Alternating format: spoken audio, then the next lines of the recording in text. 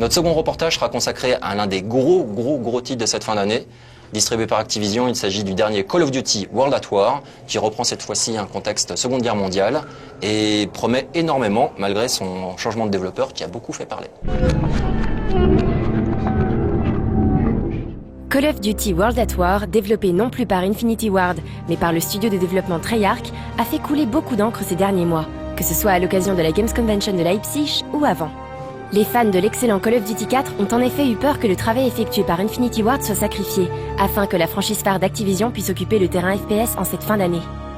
D'autant que Treyarch avait déjà déçu en sortant sur console Call of Duty 2 Big Red One et Call of Duty 3 considérés comme les moins bons de la série. Ce doute, cette peur des fans, le studio Treyarch en avait conscience. This game, the engine for this game is the Call of Duty 4 Modern Warfare engine. We've had that engine for about 2 years. First time we've ever had 2 years to make a game. And it's a great piece of technology. We've been building on top of that as a solid foundation. L'équipe aurait donc eu plus de temps que d'habitude pour développer cet épisode, justifiant ainsi à demi-mot leurs échecs passés. Mais s'ils ont construit sur l'architecture technique de Call of Duty 4, ils n'en ont pas conservé le contexte moderne. The game takes place in the final days of the war. It involves, both the Pacific for the first time ever for Call of Duty, and the European theaters. On the Pacific side, you play as a U.S. Marine, fighting against the Imperial Japanese Army. And I can't get too deep into the plot right now, but it's a very interesting plot that deals with, the struggle you have as you fight a very new and different foe that lives by a warrior code. On the European side of the army, you're part of the Russian infantry on their drive to Berlin, and you're dealing with the desperate times as the German army tried to hold out as much as possible against the Russians, and the Russians fast, brutal charge into Berlin. Ce nouveau contexte historique et la présence de 2 camps jouables a également permis à l'équipe de varier et dynamiser le gameplay. So there are special tactics for both sides. On the Pacific specifically, we wanted to show the Japanese tactics. It was a very new enemy. It was an enemy that would not surrender. Death before surrender was absolutely the way they fought the war. And above and beyond that, they had new tactics. They would climb trees. People would stay up in trees for days on end with a rope tied to their ankle, just looking to snipe a soldier.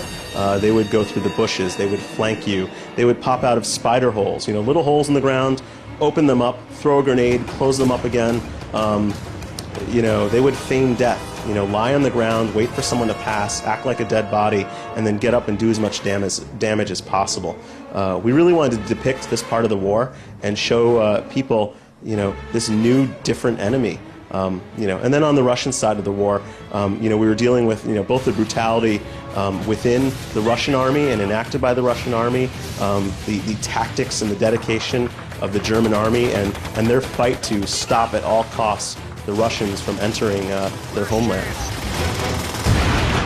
L'intelligence artificielle du jeu aurait également été boostée, ce qui fait écho au travail effectué par les équipes techniques de Treyarch sur Quantum of Solace. Call of Duty Modern Warfare had some great AI, but what we wanted to do is really open up the environment for that AI to use. So for instance, there's soldiers that will lie in wait for you until you pass and then attack you from behind. There's soldiers that will climb trees and shoot down on you from on top of those trees. There are soldiers that when you wield the flamethrower against them, they'll scatter, or maybe they're brave enough and they'll charge you with a bonsai attack or a suicide charge. There are soldiers that if you take out the commanding officer, members of the infantry will scatter away. Everywhere we could, we tried to say that we want you to fight a more intelligent enemy and a different enemy than you have before.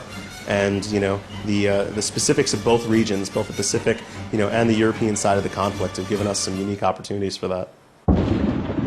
Mais la grosse nouveauté, le gros ajout de ce Call of Duty World at War est une feature désormais indissociable du genre FPS et des jeux d'action 3D en général. For the first time ever, we're going to have cooperative play in Call of Duty. It's up to 4 players online co-op or 2 players split screen on your couch. Cooperative play isn't just about jumping in and playing a single player level with friends. The difficulty actually scales up based on how many players are in the game and what rank those players are, based on their online rank. So you'll have enemies that are smarter, that spawn with bigger, more brutal weapons, and are really able to take the fight to you. Above and beyond that, you'll have challenges in co-op special things you can do on each level. And I mentioned you can earn experience in co-op and take that over to the multiplayer side of the game. Multiplayer has several improvements. There'll be many new challenges and perks, special things that are just for this time of the war, but also the ability to drive vehicles in multiplayer. You get to drive LBTs, tanks, the dreaded flame tank. I haven't even mentioned, the only way to deal with these Japanese tactics was the flamethrower, a very brutal weapon, and we've made flames awesome in this game. So you'll have Molotov cocktails, the flame tank, the flamethrower. You'll get to see fire spread through the environment like never before. Light some brush on fire and watch as it all catches blaze. Basically everywhere we could, we've polished the game and improved it, and we're looking to make certainly the best World War II game you've ever played, and the best shooter we've ever made in our lives. We didn't want to take anything away from Modern Warfare. It's a great game, great multiplayer. We wanted to build on top of it. So, this is the team that added vehicles to the first Call of Duty, the United Offensive. They did it with Call of Duty 3. There'll be heavy tracked vehicles, there'll be LBTs, there'll be flame tanks. You'll be able to experience vehicles in very specific maps, but there'll also be smaller maps, that are infantry only. We'll also have this concept of squads, very cool concept. You'll be able to join up with a unique small group of of players as a squad in game, and have perks that affect just members of your squad, or have perks that affect just a radius around you. So for instance, if you stick with your squad leader, you might have a bonus to accuracy, while if you move away from him, you won't have that bonus. We'll have more to talk about multiplayer in the future, but we've been working on the same multiplayer maps for about 13 or 14 months now, just polishing them, polishing them, polishing them. We're looking for a great multiplayer experience. Si au moment où cette interview a été réalisée, la communication sur les modes multijoueurs restait limitée au strict minimum, aujourd'hui, on en sait beaucoup plus. Une petite dizaine de modes ont ainsi été annoncés, en plus de ceux jouables dans la bêta multijoueur, lancée courant octobre sur Xbox 360.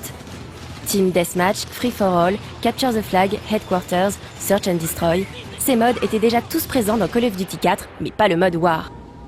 Inspiré du mode domination de Call 4, War fait la part belle aux véhicules et oppose deux camps. Son but consiste à capturer et conserver des points précis d'une map, ces derniers apparaissant les uns après les autres.